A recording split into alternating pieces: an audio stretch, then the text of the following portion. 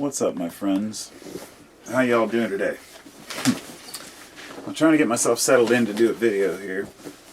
Haven't really felt very motivated to do one today. I've had a lot of ideas in my head. I made one this morning when I was at the park. And throughout the day I've been doing a little bit of philosophical research, I suppose. I started out this morning while I was doing some housework and I listened to some Manly Hall. And it was mostly about, I guess it's about how far we've grown as a species and how, when we look back on some of the great philosophers of history, I guess this is kind of the conclusion that I drew myself, was that, I've always thought we had some wonderful philosophy through history, and we remember people like Socrates and Aristotle.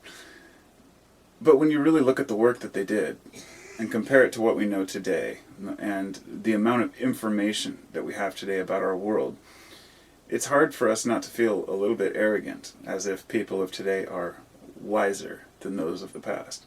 Now, I know a lot of people would say it's the exact opposite. They would be like, wait a minute, no, there was a time when humans were much more in tune with the earth, or much more in tune with themselves.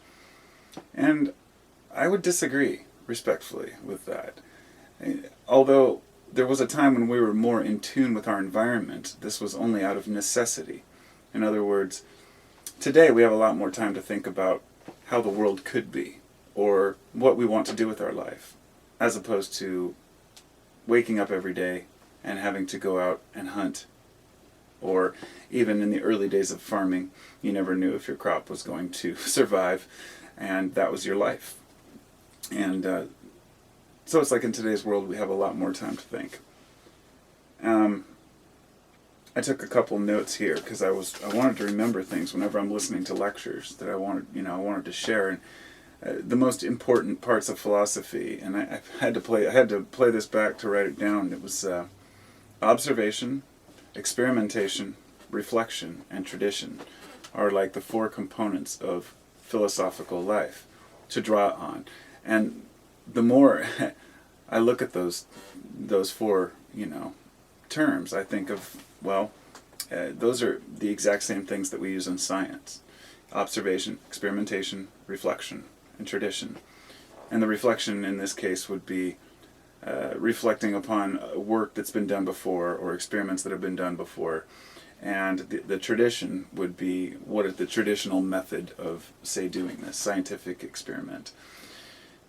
And I think that this came about when I found this article by chance, and it said somebody was asking, are philosophers smarter than scientists? And of course, it's a preposterous question. You can't generalize entire groups of people. But through the small amount of tests that they'd done, IQ tests and whatnot, they said that philosophers on average have a higher IQ than, say, the average scientist. However, mathematicians and physicists have higher IQs than philosophers.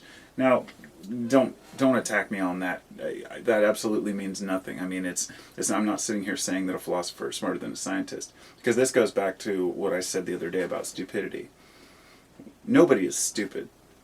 People are stupid about certain things, and some people are very stupid about a lot of things, but I guarantee you that every person you meet has one thing at least that they're not stupid about, that they're smarter than you about. Maybe not, generally there are going to be people who are just dumb all around, but when we define intelligence and we define IQ, it was really interesting. They said if we went back to, say, the year 1900 and did an IQ test, they said that the average would be in the 70s, below what it is today. They said that in today's world, we're, as a species, I guess, increasing our intelligence or our IQ level by about 3 points every decade. Of course, these are just numbers and mean nothing, but anybody can look at today's world and yesterday's world and say, okay, we have a lot more to go on, to draw on. And where I'm coming from here is, like, say, the philosophers of old, a couple thousand years ago, they might sit around and spend, immense amounts of time talking about what are humans made of, or what are cells, Or, there was even a term given to the things that burn when you light something on fire. They called it phlogiston up until a few centuries ago. Not realizing that it was, the actual oxidation, combustion. There was a lot we didn't know. And there's still a lot we don't know. And we can't be so arrogant to say, well, we know everything now, because that's not true. We're discovering every year that there are new fields and new, new forms of, say, energy, or new discoveries about our environment, whether it be macro or the micro level, that constantly amaze us as people, And so a person today has something that they can draw on, which is all the writings that came before.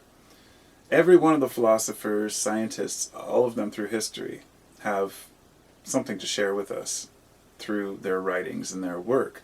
At the very least, we can learn what doesn't work in a lot of cases. We can even look at a person with a certain philosophy and say, were they a happy person in life? And there's so much historical documentation now that it becomes overwhelming. But it's about picking out the pieces that make sense as you need them. To look at one part of an issue and to pick it apart. Some people would say, well, don't think too hard about stuff. And I'd say, well, there is a point where you think too much, and overthinking can be burden. It's like carrying the weight of knowledge, because knowledge means that you're obligated to speak up when you see somebody that's saying something that isn't right. If you walk into a room and there's an echo chamber full of people repeating the same things they'd heard, and it's not true because you've done deep, insight, and a lot of you're still stuck with your own philosophical opinions, and those differ. But what was really interesting is that people, when the whole idea of philosophy versus science is preposterous, because science was derived from philosophy, and you can't get around that. For example, Adam Smith, he was an economist, but he was a philosopher, a natural philosopher. Many of the early scientists, and whether it be politics or religion, these are people who are philosophers who moved into these fields because philosophy got them interested. So only recently, even in the last few decades, are we able to compile information on a multitude of religions, let's say.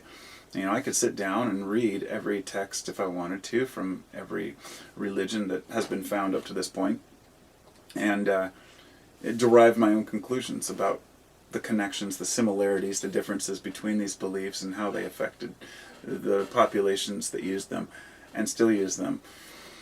But in the past, you believed in whatever religion the state believed in.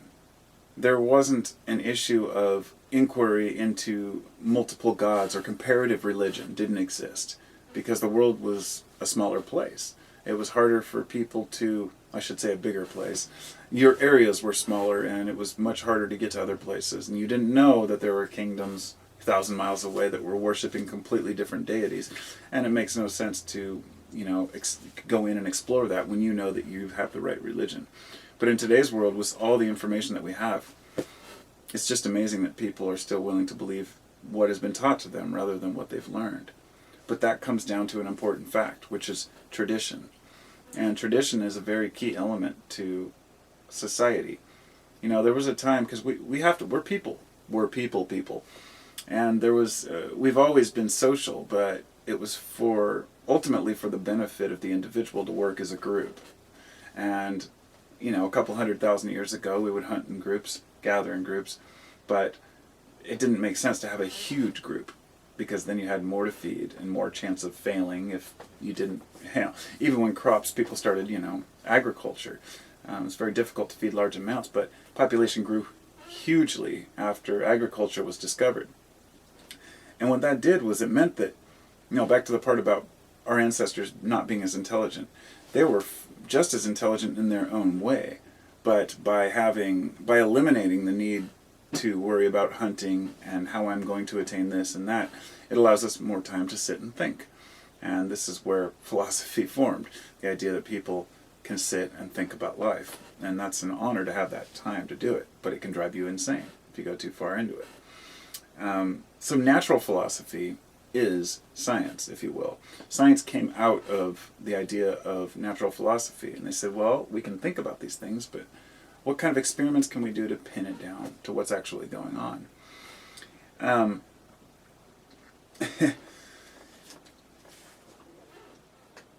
The whole idea of the funniest thing is that when I was looking at these at this article about science and the science and philosophy and who's smarter, it was an article which had Bill Nye featured, and it was from a philosopher's point of view, saying, here's an amazing scientist, but he doesn't know shit about philosophy.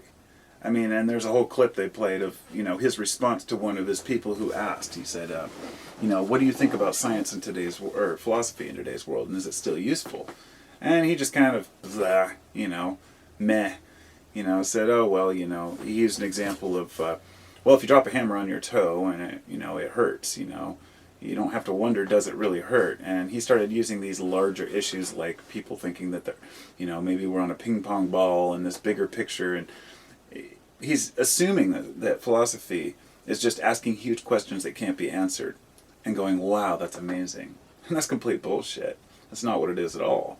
It's about asking the big questions and then asking not how do things go together, but why. And so this is the interesting part, is that science itself asks, how do we make this thing? And it's up to the philosophers to say, wait a minute, should we make this thing? Or should we invent this? Or to what end is the future of humanity going to benefit from this? Or, thinking things through rather than just saying, we can do this, we should do it. I guess a good example is the bomb. People thought, oh my God, we can split uranium, we can have power forever. And the philosopher aspect is, oh shit, we've just created bombs that can destroy us. And the more you think about the implications of the discoveries that we make, the more we can see it from multiple sides. So I think that philosophy without science would probably not get very much accomplished. Science without philosophy would completely devastate us. And this doesn't mean that they're exclusive. They're not mutually exclusive. Because a good philosopher is also a scientist and does experiments to support what they're thinking about. Whereas a great scientist will always look at the philosophy of the issue too. And to some people, they're both enemies. I know a lot of people who think that science is a huge enemy to progress, because progress to them isn't defined by creation. And I'm kind of one of those. Or I should say, progress isn't defined by what you can invent or what you know. In other words, you can know something's made of atoms, and that those atoms, you could break it down into quarks and electrons, protons. It's all pretty much, it's useless to most of us. But in some fields, it's very useful to know those things. But one big thing it does is answers the question of what are things made of, to an extent. The atomists, and the old alchemists and atomists, some of them believed that everything was made of triangles. I can't remember the particular philosophy, but that triangle being the smallest shape, the smallest amount of sides that can be a two-dimensional shape, or I guess three-dimension, it would be like a pyramid, but a four-sided pyramid, that everything is made of these little pieces. But now, we don't know that much more, but we don't have to spend too much time thinking about what things might be. We've seen atoms through the electron microscope. We may not know how they operate, but we know that they exist. And one of the biggest things is we never stop to ask why. We keep moving, and that's my biggest issue right now. My biggest question is when people say that this is holding us back as a species, or this is, that we could be so much more advanced if people would just allow themselves to... hold on a second. Hey, can you whisper out here? I'm making a video. Thanks. Oh, I'm sorry. Yeah. Anyhow. So, it's funny, because if you... I did read an article that said, that the philosophers, why are philosophers depressed? And that they're humorless. And it's true, if you look back through history, a lot of philosophers are rather humorless, or it seems that way.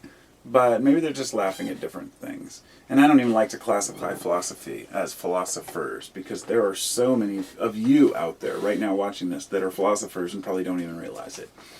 If you spend more than a few minutes every day thinking and pondering the deep thoughts, and you don't walk away from it, then you're a philosopher in its own right. It's trying to avoid it that causes the problems in life. Heraclitus, there was a quote that I wrote down here from him, is that life is flux. And that's pretty much it. Life is constantly in motion. Everything is intertwined and always moving and always growing. And it's true that philosophy can get into some depths. The idea that, well, I'll put it this way. Science would say, well, the entire universe came from a Big Bang. And it's philosophy that asks why, not how. Combining the why and the how. And so, for example, we know when, in a lot of regards. We can look back through time, and we have ways to determine when certain things happened. And we can always figure out, well, in a lot of things, how it happened. But the question of why is never answered. And it's almost like science is scared to deal with consciousness. And not all of scientists are, but the arrogance that comes with people saying that, well, consciousness just resides in the body. End of story, they say. And, that's just stupid to say, to think that consciousness is purely in the body. I'm not saying it's not. I'm saying that in order to draw that conclusion, you have to have evidence. And it goes back to the old God argument. You cannot prove that God exists. And you cannot prove that God doesn't exist. And those two, are constantly an issue and always have been through history. My philosophy about the universe, after I've, delved way back deep, it's kind of like this. When you'll hear people say something like, well, how did humans become so complex genetically? And then somebody else might say, well, I bet that, aliens came here and they genetically created us. Okay, maybe. Let's say that was true. Who created the aliens? Other aliens, other aliens. It goes back to the beginning. There had to be an evolution of a conscious being from nothing at one point or another. If it just popped into existence, fine, but that has to come from something. It's like the universe coming into existence through the Big Bang. What was this Big Bang? I personally don't really believe in the Big Bang Theory. I think it's a great way to understand how the universe is expanding, but it doesn't answer the question at all about why. And science is happy with that. They're content. I mean, just like many scientists are content to believe that, 95% of the universe is dark matter, and that's just how it is. We don't know what it is. We don't know how it works. I don't think it's 95%. I think it was like 80, and then I think it's 80% dark matter or something, and then 15% dark energy, or maybe it's the other way around. Point being that a majority of what's out there we cannot see, we cannot feel, we cannot understand. And yet people will tell you that we figured it all out, And a person may say, what if there's invisible energy forms that we don't see? Oh, no, that's total bullshit. We know what's out there. So there's a complete arrogance in the field of science, in many regards, to where it's a groupthink, Don't dare speak out against the status quo. This is what we believe. We're going on this science from the past, and if you dare say anything, you're just a kook. And religion is the exact same way. In many churches, if a person says, hey, I believe in the Bible, but I believe this is how to interpret this part of it, you'll be ridiculed. You'll be, no priest is going to say, well, maybe Jesus was a metaphor. I'm not saying he was or not. I'm saying that if you have your own view and you're still consider yourself a Christian, it won't go over well with the church. Just like if you have your own view in science of something completely different from what your peers think, they're not just going to take your word for it. You have to prove yourself. And between these two fields is philosophy. They ask, why do we believe in God and why do we not believe in God? Why do we want a future with technology, and why do we want a future that's simple? What is it that drives us as humans to work so hard towards an industrial revolution and invent all these amazing things in a short period of time, and then realize that it didn't make us happy? We have to remember that we're still young. we're very young as a species, but more as a society. A society has to function through a democratic type process where majority rule. But the other way to think of this is, because there's two main ways of thinking about this through history. One is that everyone should have an equal say, and everyone should be able to choose, and the majority should win on any issue, whether it be voting, laws, etc. And then there are people who have thought about this for a while and said, well, humans, we tend to fit into categories. We do have classes. Just like there's going to be an alpha, I hate to compare it to primates, but in a primate group there would be an alpha male. And in any animal group, there are workers, there are leaders, and as to what determines that, leave that for a different philosophy. But the idea that some people are born, that we're all born with different mentalities, and that some people seem to just be born leaders, and others, no matter how hard they try, just can't seem to lead. It would lead one to believe that perhaps, just perhaps, it makes more sense to put decisions into the hands of a few who dedicate their life to these particular aspects of society. And this is what we've done with the Electoral College, for example, in this country. We've trusted that a small group of people can make a better decision than the masses. That's a tough one. That's a really tough philosophy. If you tell people your opinion doesn't matter because you're not informed, that doesn't go over very easy. And in a lot of regards, it shouldn't go over easy because, everyone should have an equal say. I'm not picking one side or the other on that. I'm just giving both examples. That the reason why society is structured the way it is because, not because we're just stupid and have let it fall apart, but because a lot of people have really thought about what's the best way to do it, and this is what we've come up with. And it's not going to work for everyone. There's always going to be somebody who's suffering, not happy. There's always going to be somebody who's upset with the way things are going, no matter what. It just seems to be the way. But what do you do? Make sure the camera's still going here. Just when I looked, it was 22:22. One of those days, huh? Anyhow, I guess this video's gotten long enough. I probably didn't even cover a tiny fraction of the stuff that I should be talking about when it comes to this. I just try to convey a few thoughts I have and hope that people can use that and assimilate that into their own philosophy, because I want to see people in this world who are happy and doing well. I'm not a happy person all the time. I try to be, but I have my moments where I'm just like, God, we all do. We all get frustrated, we all get angry, we all get sad. And if we don't, there's something wrong with us, because we're emotional beings. And that's the one thing that I can know for sure, philosophically, is that emotion is a huge part of who we are. And so we can't neglect that. In other words, no matter how many facts and figures we have in front of us, if it doesn't emotionally resonate with the people, then no amount of reason is going to change that. And therefore, feelings over facts can become an issue. And this is a huge issue right now in the political atmosphere. And people just want to go by what they feel. And it's become okay, it's appropriate for some people. They think it's appropriate to really not be armed with the facts, to be able to just go out and say stupid things that we've repeated, that we heard from someone else, and then when somebody challenges that, to say, well, you're just a sheeple, or you're just still asleep, or you just haven't looked into the facts.